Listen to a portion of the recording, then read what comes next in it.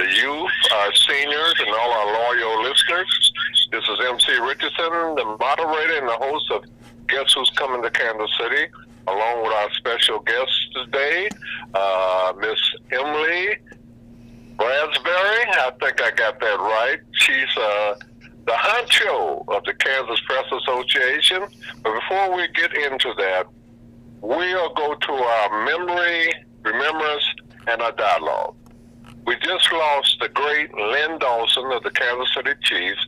He is both in the NFL Hall of Fame, both for sports and for broadcasting. And also it goes to the memory of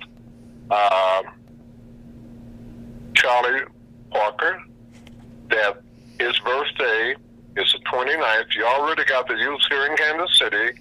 They're out celebrating that memorial. And we also have, he was born August 29th, 1920. He died at an early and tender age of 34 in New York City. He's buried here in Kansas City. We also got, we've mentioned Lynn Dawson. We got Lena Rivers Smith in the memory of, she was the first woman and the first black to get in television here in Kansas City. She was also a product of the Kansas City Call. And we also have Rosa M. Davis James, a four-time lady. I took that from Lionel Richie. The memory of her, Donna Stewart, John Franklin, Mark Gibson, Lucille Bluford, and the Franklins, Donna Stewart, if I haven't mentioned that, and others. This is a day that people are celebrating the different things, and people are here, but we got a great show planned. And first, let's Miss Emily Bradbury tell you who she is and what she does and how she is quite a compliment. She's also a member of the United Minority Media Association. A lot of people don't know what Press Association do, so give us a little background on you and what you guys do and how many members you have, newspaper, and et cetera. Sure, absolutely. Well, thanks for having me. Yes, I am Emily Bradbury, and I'm the Executive Director of the Kansas Press Association. We represent 200 both print and online publications. So we have been around since 1863. We have a long storied history in Kansas. Many people don't know this, but the Kansas Press Association actually helped found the Kansas State Historical Society. And so we've been, like I said, we've been around a really long time. And I do a lot of different things. I not only represent Kansas journalism, but I also represent the public when it comes to open meetings and open record issues at the State House. So we are really big on transparency, and so we not only look at laws that affect our members, but we also look at laws that affect transparency. So we really believe in the public's right to know. So that's another part of my job. So I get to work with a lot of different people across many different organizations. So it keeps me busy, which keeps me out of trouble. So it's a lot of fun. Let me ask you, what motivated you to provide you with that incentive to get into this type of work in this great organization?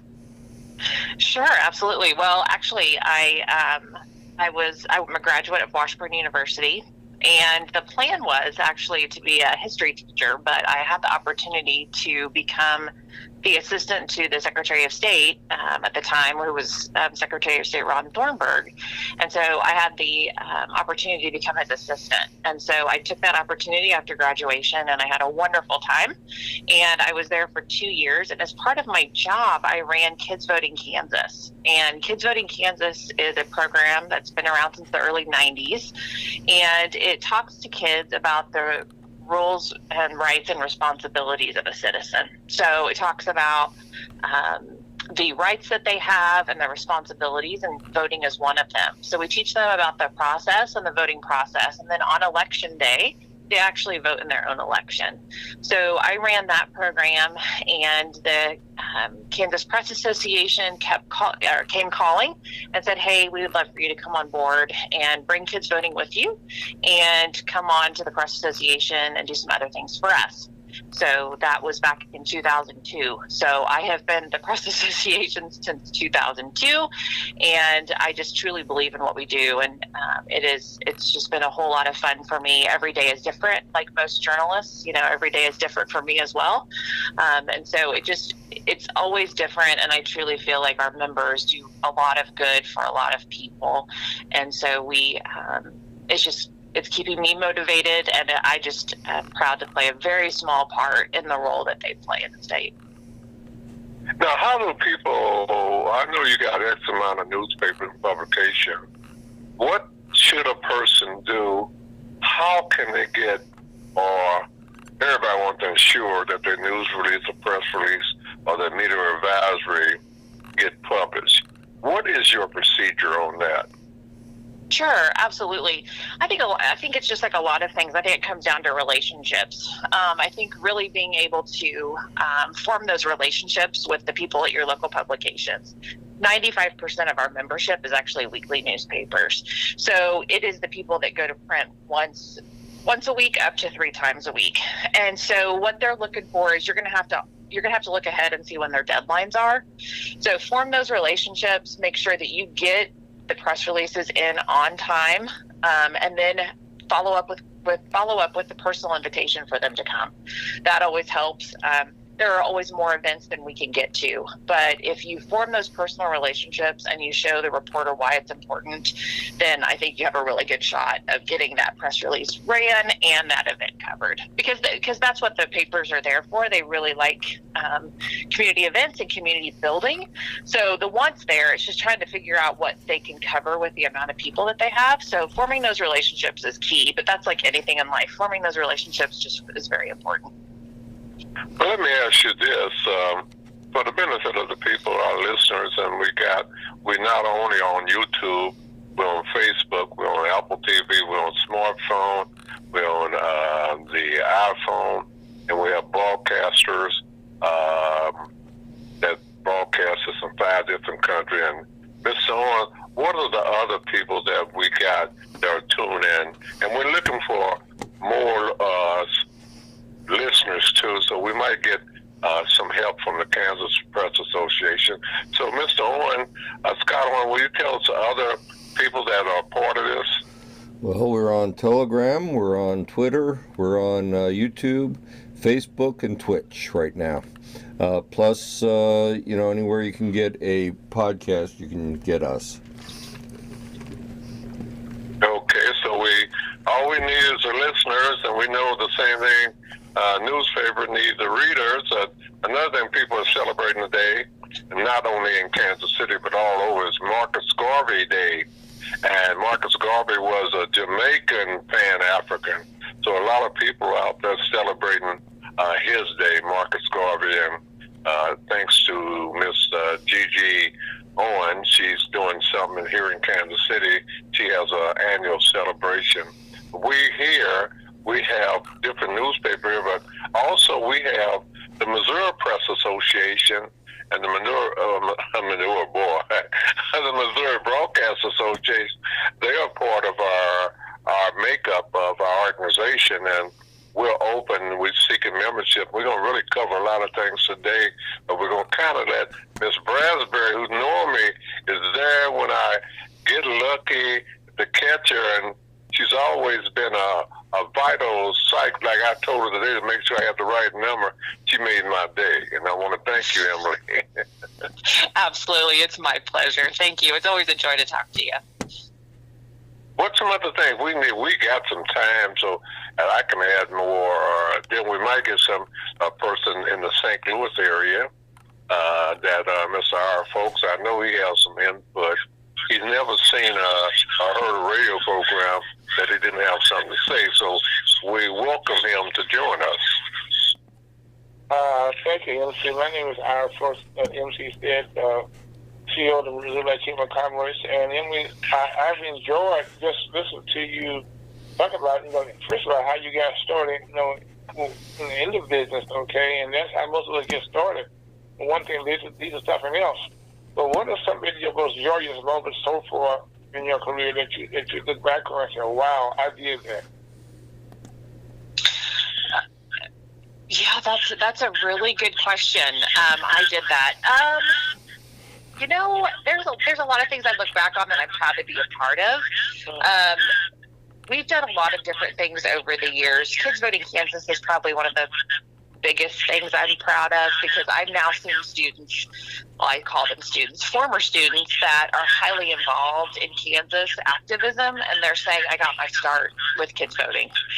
And I feel like that was a great use of my time, and I truly believed in it, and I think it's still making a difference. We still run kids voting programs in Kansas, so to know that kind of influenced the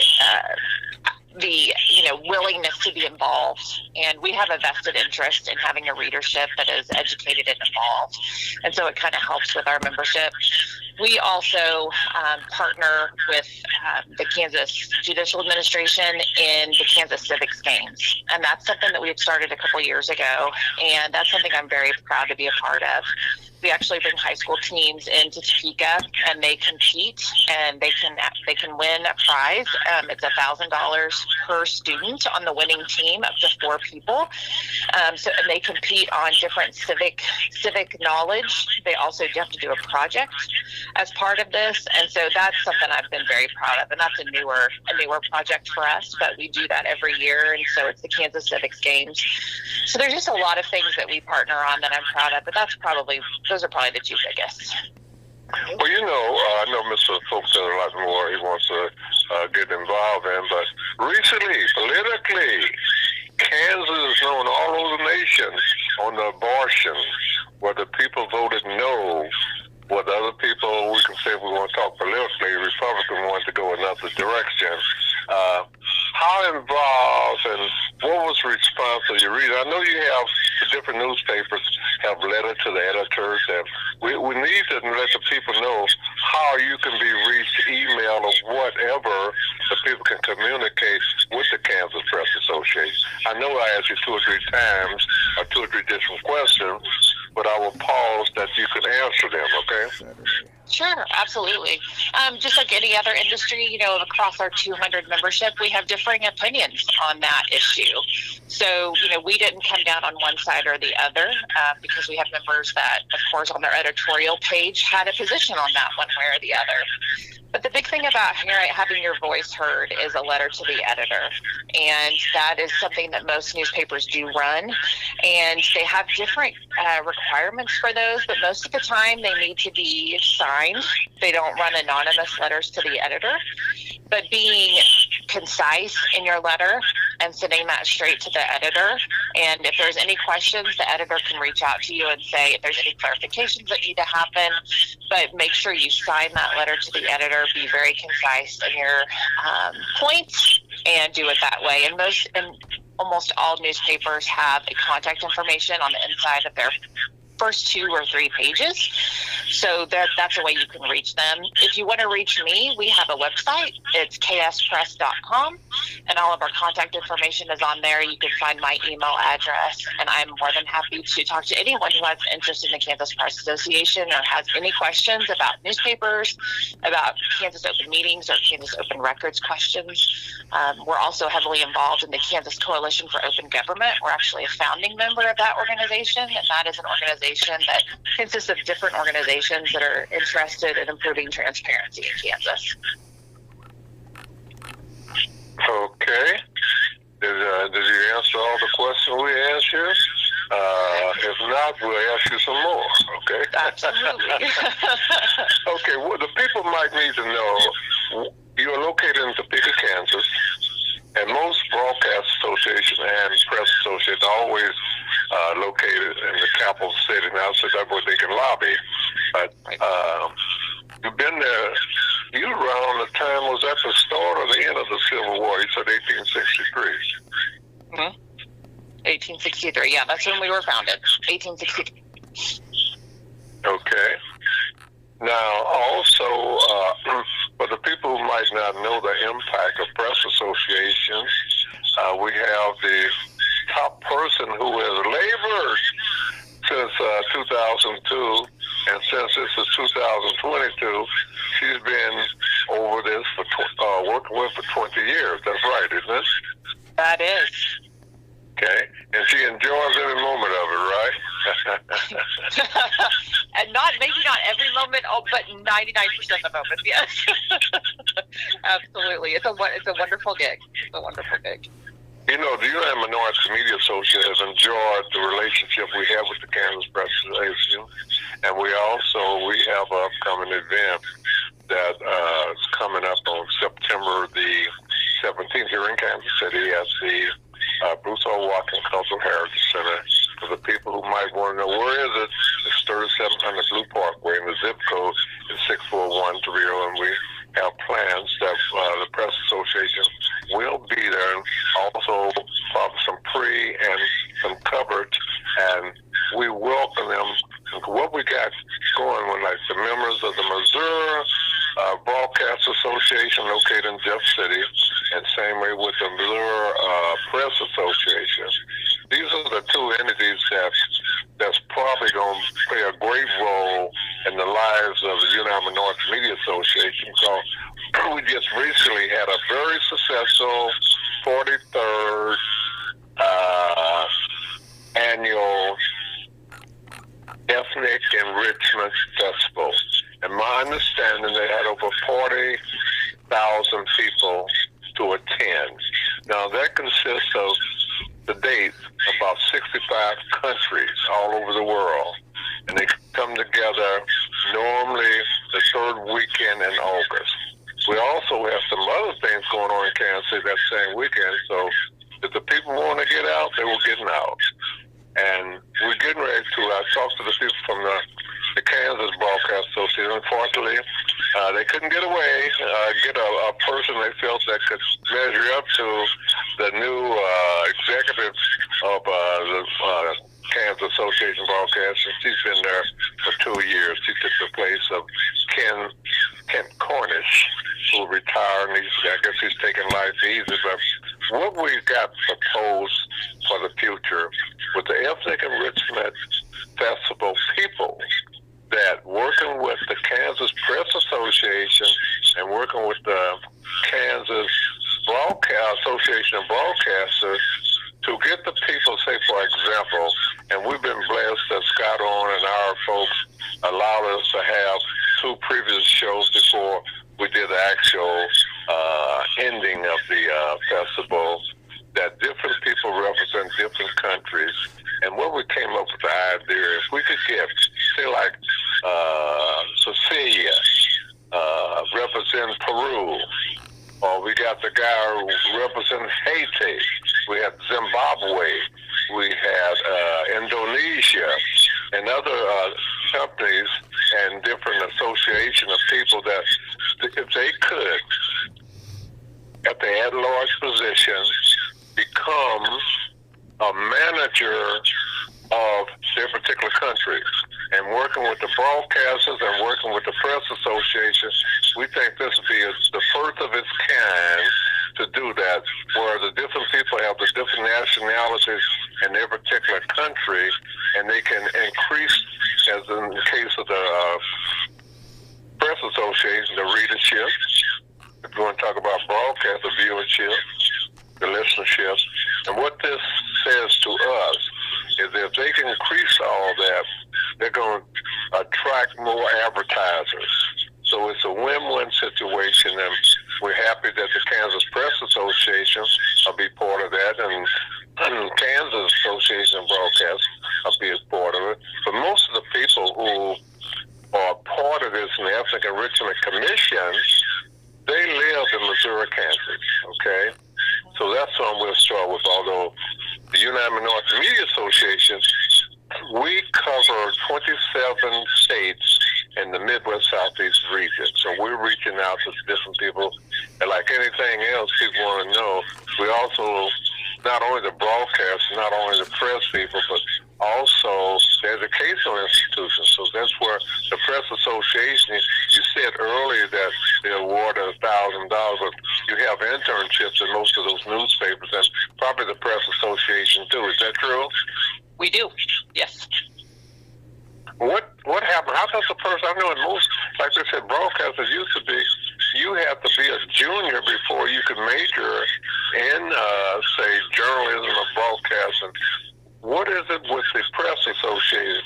What is not the remedy, the format, maybe that might be a good word, getting people into journalism program, but then you have other people that are part of that industry that can be internships, get an internship too. Explain that to our listeners. Sure, and let me know if this doesn't answer your question. I just want to make sure I understand about that. We really, I think in the colleges now, you can pretty much declare a major pretty quickly. And so it's really exciting to see the amount of people that are going into journalism, especially after the pandemic. Because one thing that the pandemic did and that we saw in our own research is that this pandemic, COVID-19 pandemic, hit every community different, right? It hit every state different, especially in Kansas is a great example. It hit the eastern part and spread west. I had papers that didn't see a COVID case for months after my eastern half did. And so what we saw was increased readership and even on the broadcast side, viewership on the locally owned media because it was hitting their community so differently, and the only one covering that was their local community newspaper or their local broadcaster. And so we are seeing an increased interest. Some journalism schools are seeing a bump in interest. We're also seeing that because there's a recognition of what happens when communities don't have a locally owned media source. We know what happens. Fewer people run for mayor. The cost of bonds goes up, an average of 13%. It costs the taxpayer more because no one's watching the store. And so we're seeing an increase in kids going into that. We're also seeing people who are coming into our profession as a second career. I've had 2 newspapers change hands from longtime owners to new owners that are coming to it from a second career. One of them was an economic development person who, in her work, through the county work, she fell in love with the newspaper. The newspaper publishers wanted to retire, so she purchased the paper. So her second career is now she's a newspaper publisher. I had another one who had a career in finance, but she interned for the paper when she was in high school, and she told the publisher then that I'm going to buy this newspaper. And so she said I had to come back and fulfill my suggestion to the publisher. So it's wonderful seeing that people seeing the importance of their locally owned paper and seeing the difference that it can make. So we're not only seeing students going into this, but we're seeing people who have always had a love for it, but maybe had a different career coming back into the profession. So we have mechanisms to where they can learn about the business as well through programs that we have in our association. Well, this seems to be the world of the women. You mentioned the women broadcasters, and what about the people of color? And I don't know what you consider color, because everybody in the Ethnic Enrichment Commission are people of color representing different countries. So what type of, I know about our people in Wichita, and did we cover the different cities that you have newspapers? Maybe not all of them, but at least gives our audience, they say, well, let me go out and grab me a newspaper. Can I get a subscription? Did you kind of go into that? Sure, absolutely. So, we've got eyes, depending on how you like to read the newspaper. We have print and digital. So most papers also have a digital component to their newspaper. So when I say newspaper, it doesn't just necessarily mean the actual print product. I grew up on the print product, and I still love having it between my hands. I love it on paper. But there's also almost every newspaper has a digital component. So the great way to find out who your publisher is to pick up one at the news rack or to do a simple Google search. Most of them have websites, or sometimes even have Facebook pages. Some don't. Facebook has not been kind to my industry, so we sometimes reluctantly use Facebook, even though we don't have a very big love for it. But there's a way to just Google that and go to their contact page. You can almost always buy a subscription over online, or you can go to your local community paper and just pop in or give them publisher a call and say you want to subscribe. So that's the easy way to do that. We do have some free newspapers that you can find all the information online, and then we also have others that it does require a subscription to read all of their content, but it just really depends on where you're located in the state. Okay, what about the Joe Blow? We'll say they're not Jane Blow, I guess. They want to get into how important and what is the procedure in the newspaper industry to get or write letters to the editor. Sure. So you're asking how to write letters to the editor? Well, what is the procedure for that? Well, you can, since you brought that up, answer that too. Yeah, sure. So there are a lot of templates online on how to write a letter to the editor. But like I said before, the big thing is to be very concise in your point. So in your letter. So always address it to the publisher or the editorial board, depending on your newspaper. Usually it's just your editor. Just put a letter to the editor at the very top. Be very concise. Try to use correct grammar. Keep it short. And sometimes, depending on the newspaper, there sometimes are guidelines as to how long it can be. Keep it polite. You can make a point without using any sort of offensive language, and then make sure you sign your letter to the editor, because if there's any questions, put your name and contact information. They probably won't, they won't put the contact information, but it is always helpful in case there's a question about your letter, or if they're going to ask you to maybe correct some grammar, if there's been any grammatical errors, to make sure you put that in your letter as well, so the editor or publisher can contact you. Well, I was going to ask that the role of a copy editor, that a lot of people, even the reporters, they'll go out, and when they take it back to the office, the copy editor has to correct it, just as not grammatically or what have you. So how important would a copy editor be to someone writing a letter to the editor or publisher? Sure, absolutely. Well, I even have my copy edited still by our in-house copy editor, so no one is perfect at all. I think they're only going to call you if there's a question about the meaning of, if the grammatical error is confusing about the meaning of what you're trying to get across, that's when they'll call you. But if at all possible, just run your thing through your spell check, your letter through your spell check, or use Grammarly or something like that, and that way they can get into the paper with little editing. If you just tuned in, you're listening to a very special and dear broadcast today, and we have Mrs. Emily Bradbury, the executive director for the Kansas Press Association. We're very fortunate that she could break away. I guess she's put a lot of things on hold because she wanted to be part of us, and we're glad that she did. And a lot of people might not know exactly how the Press Association and newspapers here way before radio or TV. That was a way they were getting the message out. We knew about Kansas. We knew about Cantrell Raiders in Lawrence. We knew about all that, or we think we know. But sometimes our young people are not remembering unless somebody educates them what history actually is, or what it was. Some of it don't mean anything to them. Do you guys have that same type of problem or situation?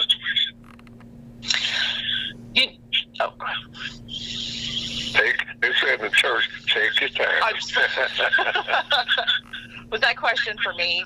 No, all the questions for you. Okay, all right. Okay.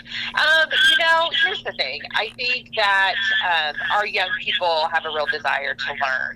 And I think that we do a lot of my papers do a lot of, like, on this day in, 1863, or this week in 1890. They do a lot of those in review columns. So that is really interesting to read. But I really have found, I have two young people, two kids, and it's amazing to me that they're watching. they're watching, they're wanting to learn, and I think that they are trying to disseminate information just like the rest of us. And I have great hope, quite honestly, for this next generation of kiddos, because I think that they're growing up in a time where they are very smart about media. Because I think they understand, because they have grown up with the different avenues that they can get information. And some of them are more discerning than even my generation. And so I have great hope for them. I have great hope that they are going to learn and process this information. But I think that we are seeing that our readership and among that generation, the Gen Z, they really understand information. They understand what is a legitimate news source even more than their parents. So that has been a really interesting research point and data point that we have seen. If you just tune in, you listen to a special broadcast. Mrs. Emily Bradbury, she's the executive director of the Kansas Press Association, located in Topeka, Kansas, and we're very happy that I guess she obligated herself. I didn't twist her arm, Scott. She said, well, she'd be happy to make sure we had the right number. The percentage I said earlier, what percentage of the newspapers are owned by people of color? And what about the overall newspaper industry have the people of color into their employment?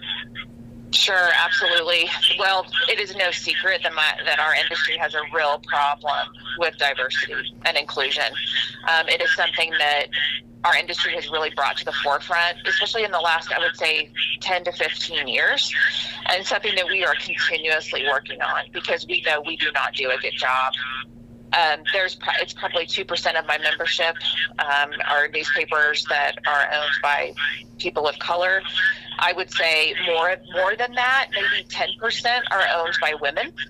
But it's something that we have not done a very good job of, and we haven't done a really good job of honoring those people in our past with induction into our Hall of Fame, and that's something that we are trying to remedy right now. We are actually inducting William Lewis Eagleson. He was key in the late 1800s. He started, I believe it was 6 newspapers in Kansas that were focused on the African American population in Kansas. And he was a founding father of Langston, Oklahoma, but he actually got his start in Kansas, and he's actually buried in Topeka. And so we are inducting him into the Hall of Fame October 1st because we recognize that we have not done a good job. We have excluded people from our Hall of Fame due to either gender or race, and we're trying to remedy that. Like I said, we have an industry problem. We don't have enough diversity in our ranks, but we have a lot of publishers and a lot of companies that are saying no more.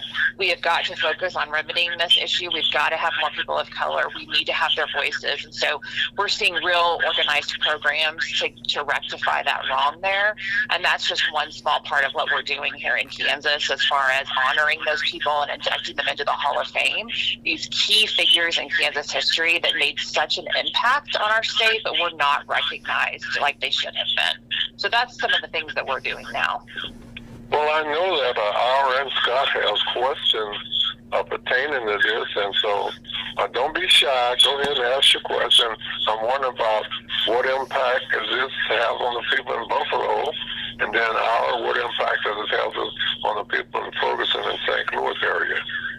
Well, I guess the question I would ask you, like most industries, okay, the pandemic played a part. Did you lose many members during the pandemic? You know, that's one thing that we can say. We did not lose a newspaper due to the pandemic. Now, that being said, we had some newspapers that were owned by the same people that maybe they were 3, I can think of one right now, that owned 3 in one county, and they combined them into a county-wide paper. But they were always owned by the same person, and they still have their own coverage, so they didn't really necessarily shrink. It's just the print version just went into one. We were lucky. We didn't have one that closed due to the pandemic. So that was a blessing. Then I guess my other question would come in now, since this is the school year around the state of Kansas. Are they having problems trying to recruit teachers? And not just teachers, but also school workers for us, custodians, the cooks, the office workers. How is that coming? Sure, absolutely. So can you repeat that question? I'm sorry, you cut out just a little bit. I'm sorry. I said right now in Kansas, okay, are you seeing a decrease in teachers? Those schools right now trying to find teachers, or either the workers in the schools, how they go in Kansas? Sure, that's a very good question. I'm actually married to a school superintendent, so that is a very good question, and something I noticed a little bit about. Yes, there's a shortage. There's a shortage of workers, I would say, across the industry in education, whether it be, like you said, bus drivers. Teachers, yes, we are seeing that. We're seeing less people graduating with those degrees. When my husband goes to these job fairs, there's less people that are graduating with this degree. So yeah, we are struggling here in Kansas as well. Like you said, the school year just started, and there are still some gaps that people are having to try to fill, and it's pretty big in some. Depending on what school district you're at, you've got big holes to fill. You've got maybe hundreds of staff members that are staff positions that are empty. So yeah, we're finding the same thing here in Kansas. Absolutely. Scott, you don't have to be so quiet. We know things happen, even though they ran you out of Buffalo.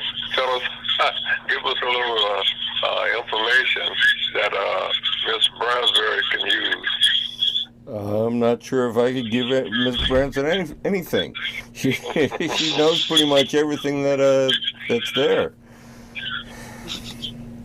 In other words, you said she did her homework and her research before coming on the show. Huh? I think she's done her experience before the show. I think she lives on that stuff. I think she lives it, so she understands it. How has journalism schools? How have they been affected? Right now, as get careers, and other things. Have they a big loss in most news? Right now, most newspapers are suffering. That's from the print media, but competing against with the social media, with the other media. How has the recruitment for newspapers done, and for getting the writing? Sure. That's a very good question. And yeah, I live this day in and day out. So I'm so glad you asked this question. And we're starting a new program. So what we have found with graduates, and part of my job, I actually sit on the William Allen White School of Journalism Foundation Board out of KU. And so we're always talking to the school and learning about what they're doing, the recruitment that they are doing, and what they are focusing on. And it's wonderful. We've had some amazing students that come out of our Regents universities, and it's fantastic and amazing. But we also have this group of people who already live in the communities that we're recruiting for. So we used to call them trailing spouses. They were somebody who had to move to the community because maybe their husband or wife got a job, and they maybe or stayed home with children, or whatever their circumstances was, but they already live in a community where this newspaper needs a writer. So we have actually created a program through our association to take someone who has the basic skills of reading and writing and being able to teach them how to work for a newspaper, how to cover a city council meeting, how to cover a school board meeting. What is newspaper jargon, right? AP style, all of those different things. So we're not only focused on the students that are coming out, we're also focused on the community members that are already there in those communities, who are already ingrained in those communities and embedded in the communities, who already love what the community is doing, or what they're not doing, or concerned about what they're not doing, and actually taking that person and teaching them how to work in the field of journalism. This is not to replace a journalism degree. This is just to be able to help fill that labor gap with the talent that may be already in the community. Okay, earlier on, did you say you graduated from Washington University here in St. Louis? I graduated from Washburn in Topeka. Oh, you said Washburn. I thought you said Washburn. Oh, it's a very renowned school in Topeka. A lot of lawyers go to Washburn. Yeah. We have a very good law school. Yes, we do. Okay, and I guess being like most people, we always get into the different professions accidentally.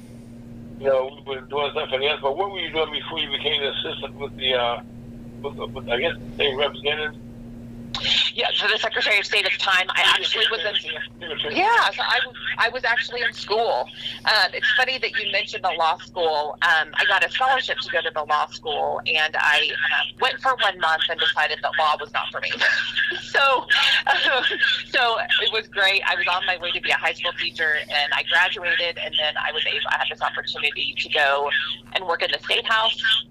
And it was wonderful for 2 years. And so I was in politics for a couple of years, and then I came to the Press Association. So I came right out of Washburn and just went right to work. And that's how it was the best laid plans, right? Like, I was just open to opportunity, and this is what came about. And it was a happy accident. And I guess I got another question for you. How in the last 10 years, okay, how have you seen the political shift in the last, I know Kansas is a Republican in the state, okay, well, how have you saw the political shift, because you can sit back in the meeting and kind of watch how things go. How have you seen that in the last couple of years, especially how this abortion issue, especially Kansas, early on, how has it, the policies changed or remained the same in Kansas? Sure. Gosh, that's a really good question. Over the past even just 22 years since I've been at the Press Association, or 20 years, I'm sorry, at the Press Association, it has just been very interesting to watch kind of the evolution of the hatred of the media. There's always been this, the media, but the rhetoric has really ramped up. And that's what has been very interesting to watch. But if I were to go to these local communities, and if I hear that, the media, and I say, well, what about your local newspaper? They say, I wasn't talking about them. I'm not talking about Bob, who's at my son's basketball game, covering the basketball game. I'm not talking about them, but they're talking about the media. Well, they're talking about, they're always othering, when they're not talking about their local people. They're talking about the other people.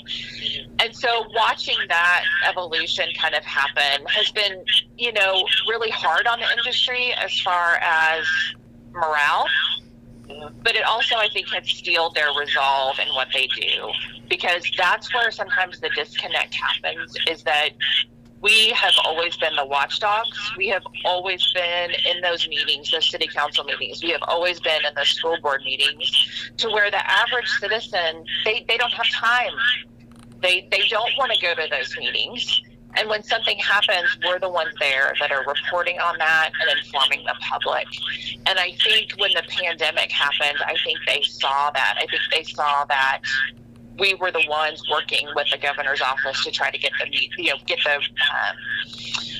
the information out. We were working with the KDAG to have, to cover their press conferences and get their information out in a timely manner. Because, those few months of the pandemic, I'm sure you guys remember, it was changing every 15 minutes because, it was just constantly evolving.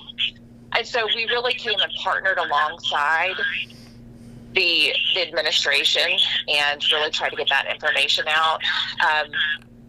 Like I said before, when it comes to the abortion issue, we had newspapers like any other industry. We had newspapers that on their editorial page, we had ones on both sides of the issue. Mm-hmm. But the important thing is, on the other pages of the paper, that we got the information out in a non-biased way and covering all the topics that need to be covered for their community. Yeah, also, I guess it says, you guys did a good job because you got a record turnout in midterm. Yeah, absolutely. And we have a vested interest as an industry. We have a vested interest in having an engaged, educated readership. So, that's something that we, even as an association, that kind of goes into all the other things that we do. The civics games, we sponsor the state spelling bee. We try to get people engaged and involved in their communities because we all have a vested interest, whether it be because we own a publication or because we're just a citizen. right? We want our citizens to be engaged. Well, I guess I can say one thing. You guys got the nation's attention. we did.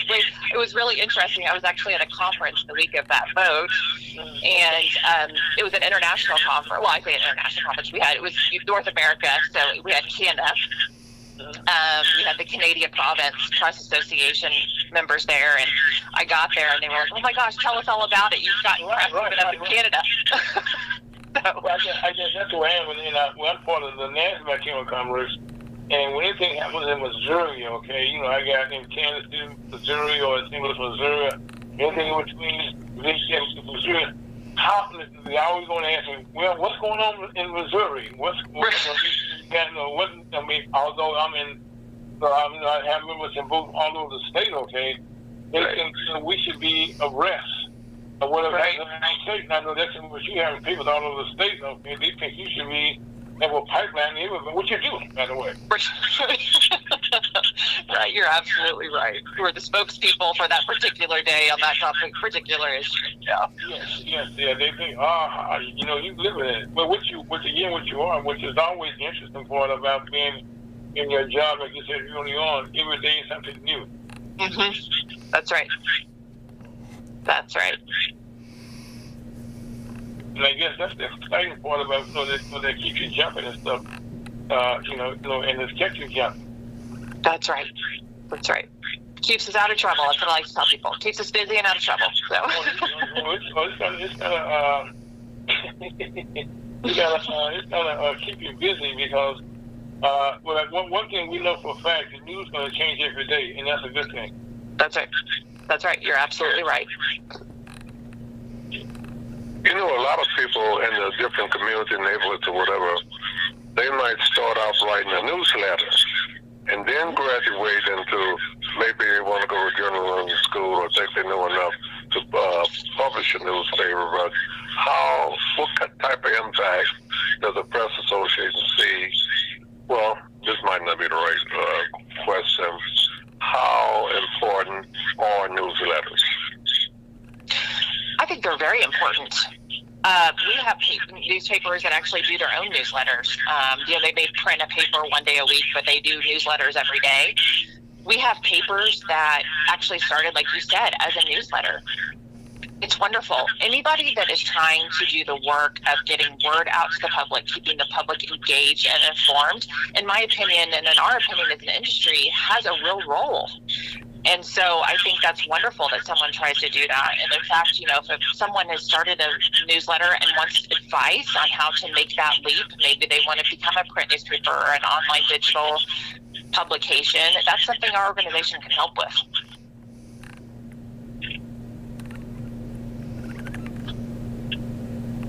I know we're not lost for words. I know we got a lot of questions. Well, I've been asking the question. Well, I enjoyed this because I love the media myself. Okay, I've been involved with it myself for a number of years, and I get an enjoyment, okay, out of being able to be a part of something that changes every day, and have the opportunity to put it to people, and report it, like here in St. Louis, we have a lot of small newspapers here in our area. And that are then on the bloodline, really, of our community, get information. Absolutely. Well, speaking politically, how close does the governor and the Congress people, not only federal but local people, politicians, how do they work? I know they kind of ram your doors, don't they? And plus, they want to get out something that's to their benefit. Right. Oh, sure. Absolutely. We've seen some great progress when it comes to Kansas Open Records changes for the better. Jeff Coyer, when he was governor a few years ago, he made it to where anyone in the public, media included, could get a public record request filled. First 100 pages was free. We have a real role to play in Comacora, transparency and sunshine laws in Kansas. And we, you know, of course we have some pushback, but we also have some key leaders that really understand that the public's right to know is important. So we don't have really an acrimonious relationship with necessarily anyone in any administration, but of course, being the watchdog, sometimes we're not very popular. But that's just our role. We're used to that, and so we do what we have to do to get the message out. But there's many roles that we play, and so there's pluses and minuses to both for sure. Well, I guess right now I just have one thing: the fact that you've been doing this. Going into over 20 years now, that your bosses are happy with doing, and I guess we're just happy. But I guess right now, you have on both sides of the aisle there, who have the system with your, you have people that want to be heard. I want to give feedback. The local newspaper, and I guess that's a hard thing to do, really. Yeah, association management, it's really kind of a sticky thing sometimes because I have almost 200 members, and they're not going to all agree with our position as an industry association. But so some people may like me better on some weeks than others. But at the end of the day, they do know that I'm here to support them and to lift them up, and that's how I really see my role. The journalists doing this every single day are the ones that are, the people doing the hard work. I just get to be a really small part of helping them do that very hard work. Now, also, I guess one of the things too, how are you funded? Sure, that's a great question. We have dues as part of our association, but we also sell advertising. So because we are the member association for Kansas publications, if someone wanted to place an advertisement in any newspaper in Kansas, we will actually do that for them. Let's say someone wanted to place an advertisement in all papers. They would just need to call us. We would place it, we do the billing, all of that. So we're kind of a one-stop shop for anybody who wants to place advertising in our publications. So that's how we raise the most of our budget money is we actually sell advertising into our very members. Okay. And I guess, your budget, how many times you have to have budget prices? That's what most people do. That's a situation. Like most publications, our business is very cyclical, right? Like we had a great July because of the primary, and it's an election year. We have done a very good job over the years of saving money and doing all of the right things. I've been called cheap before, so that's kind of part of how we keep ourselves out of trouble. But we have been very lucky in the fact that we've been able to have a rainy day fund, and we know our business as much as just because we've been doing it for so long that knock on wood, we haven't had to make any real tough choices lately. So that's good. Okay. How many's on your staff? We have four. Okay, so you got a close-knit group. Yeah, we do. We have a very close-knit group.